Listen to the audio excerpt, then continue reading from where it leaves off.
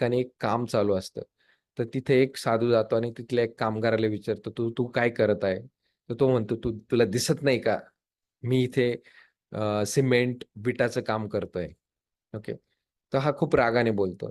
तर साधू दुसऱ्या कामगाराकडे जातो. तो काम करत असतो. तर त्याला विचारतो, "तू काय करतोय?" तर तो म्हणतो, की "मी इथं भिंत बांधतोय." ठीक. तर तो तिसऱ्या कामगाराकडे जातो. तो खूप हसत असतो, गाणे गात असतो आणि गाणे गात आनंदाने काम करत असतो. तर साधू त्याला विचारतात, की "तू काय करतोय?" तर तो म्हणतो, की "मी इथे शाळेचं निर्माण करतोय, की जिथे मुलं येऊन शिक्षण घेणार आणि आपले आयुष्य उज्ज्वल करणार. ह्या महान कार्याचं काम मी करत आहे."